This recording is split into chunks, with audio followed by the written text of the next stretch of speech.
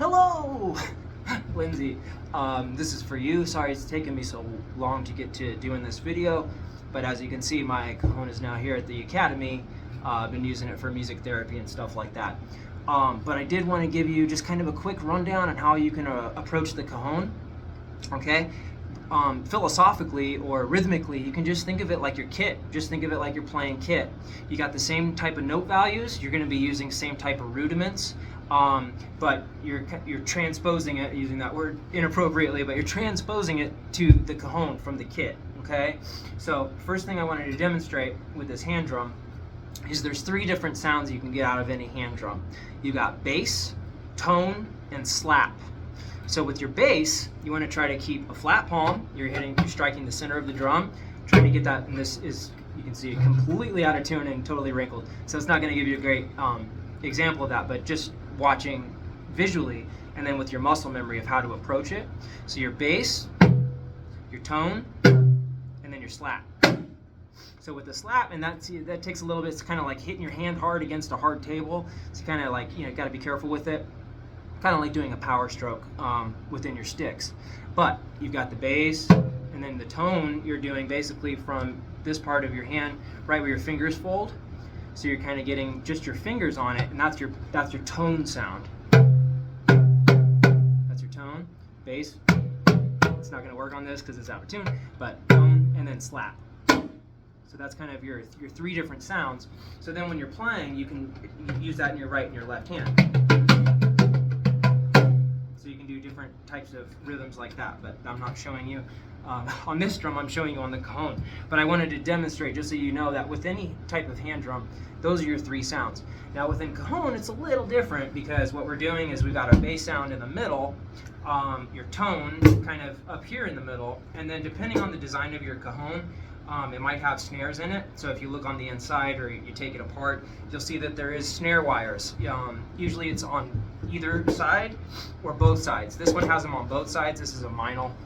It has ports, and it's big and beefy. So this is a little different design. It's designed to project out the front, and I can stick a microphone in the side, so that's why I got it. But what you're doing with this, think of it the same way as your kit. So say you've got a simple rhythm like, I don't know, 1 and 2, 3 and 4, 1 and 2, and 3 and 4, that kind of a rhythm. Then what you're thinking, and this is important too, you want to try to still keep your time and your ostinato on your feet. So regardless if you're actually playing 1 and 3 and, with your foot, you can do that too, but just mentally thinking of it in that way. So you're still counting your same note values, and then you're just moving it here. So, and I know with your left hand that you're trying to get comfortable playing that left hand a little bit more. If you designate it just to 2 and 4, that's all you have to do. So then that way you're just kind of getting, that's all your left hand has to be kind of designated for, if you think of it that way. 1 and 2, we're playing the We Will Rock You pattern, right? 1 and 2, 3 and 4, 1 and 2, 3 and 4, and 1 and 2, 3 and 4, 1 and 2, 3 and 4, and 1 and 2. So you can put some little fills in there too.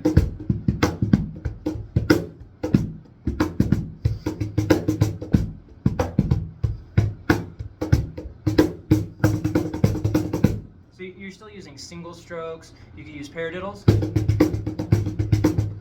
So that kind of a thing, and I know it's going to be trickier with your left hand to play faster note value or sixteenths, that kind of a thing.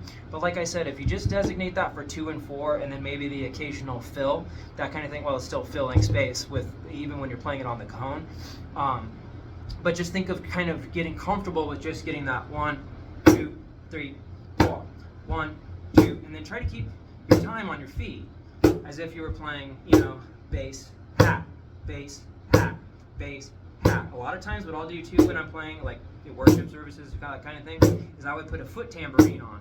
So then my 2 and 4, every time I move my left foot, I get the ching, boom, ching, boom, ching, boom, ching, boom, ching. And then sometimes I even play with a shaker. 1 and ching, ching, ching, ching, ching, ching, ching, ching, that kind of thing. So if you just get comfortable with your rhythms, that's another thing, is you can add little light finger strokes.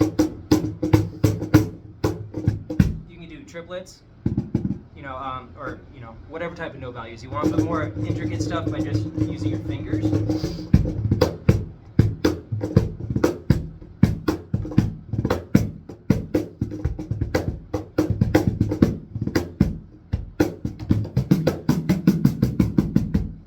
That's another thing you can do, pitch bend. So if you put your heel against the plate,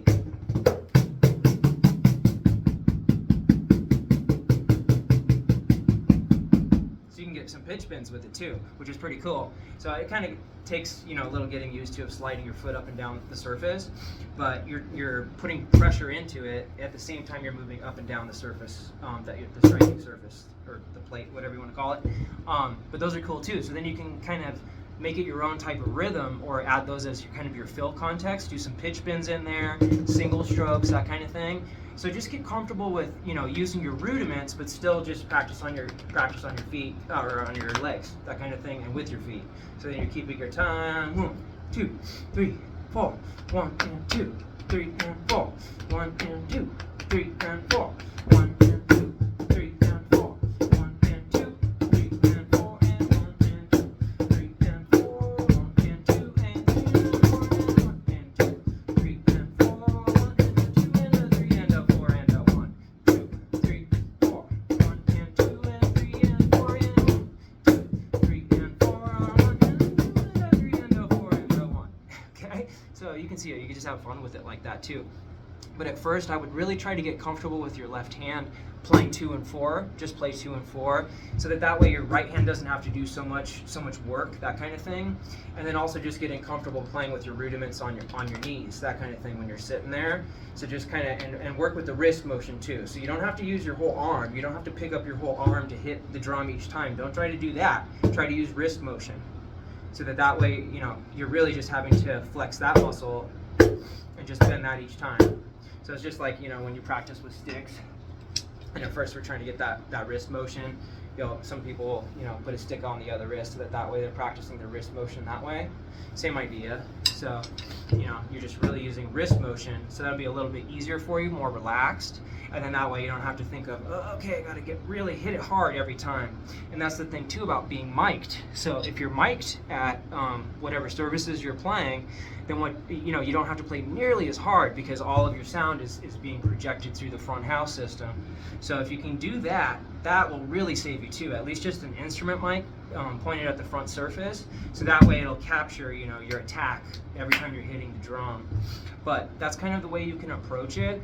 I would try to, you know, think of it in those 3 ways of bass, tone, and slap. So you got your bass, tone, slap, that kind of thing. And depending on if yours has snares on both sides or one side, you know, most of the time it'll be on the left side if it's on one side. So that way you don't have to try to do it all with one hand. That kind of thing. You want it, you know, try to use that left hand as much as possible. Just get comfortable with it.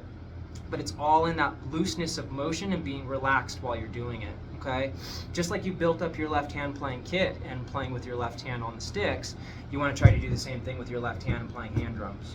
Okay, because I know it's going to be a challenge, but that's why I like you, because you stick to your challenge and you take it on, and you know, then you share your gift with others. So, which is super cool. I respect that so much, Lindsay. So keep that going. Okay, keep that fire burning. You want to make sure that you get comfortable enough with playing, you know, rudiments, single strokes, double strokes, paradiddles, paradiddle diddles, and it depends on if you want to put it as straight 16ths or triplets.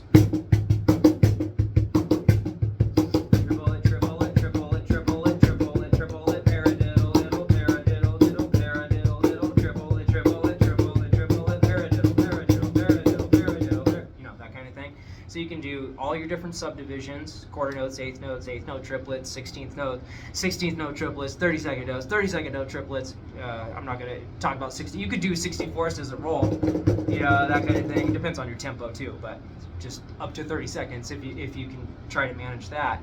But just make sure that you're comfortable enough designating your hands so you don't have to do so much work with your right, because it's a lot of work. It's a lot of work with your right if you're not using your left hand at all. And then that way you can just get comfortable playing 2 and 4.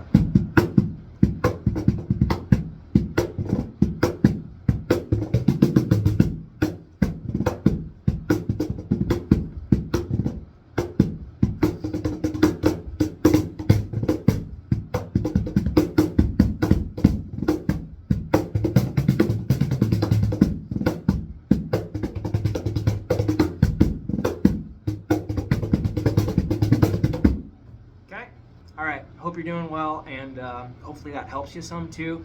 I know it's kind of a 10-minute crash course in how to play Cajon in 10 minutes. You know, to market this video to people. I'm just kidding. But I really want to try and help you with it. If you have any specific questions, please put them in the comments. But I will upload this for you.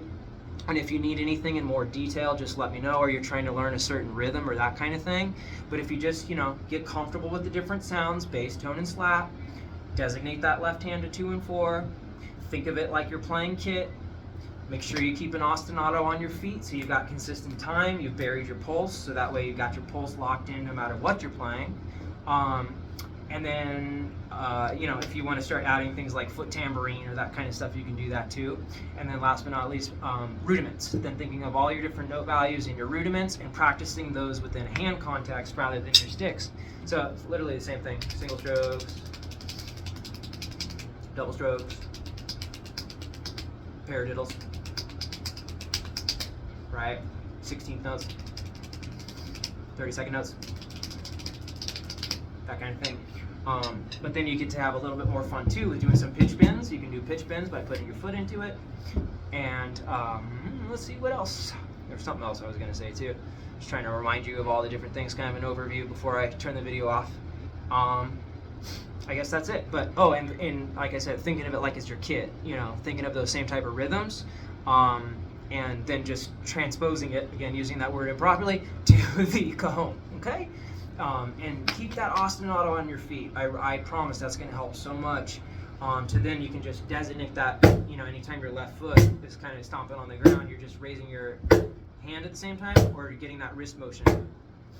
And, depending on if you use just your fingers, you hear how the sound's changing, right?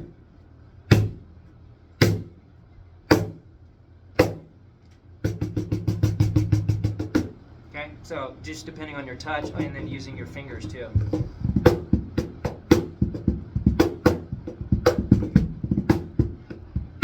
Okay. All right. I hope that helps. Count your bars the same way. If you're in 4, you're in 6. You're still counting it in the same way, right? 1, 2, 3, 4, 5, 6. 1, 2, 3, 4, 5, 6. 1, 2, 3, 4, 5, 6. 1, 2, 3, 4, 5, 6. 1, 2, 3, 4, 5, 6. 1, 2, 3, 4, 5, 6. 1, 2, 3, 4, 5, 6. 1, 2, 4, 5, 6. 1, 2. Same thing. Okay? All right. I hope that helps you, and have a great rest of your week. And like I said, just put any questions you may have in the comments. All right? And I hope everyone else is well out there too. And if this helps you in any way, then awesome. And I hope everyone is having fun playing their rhythms. All right, guys. Happy drumming. Out.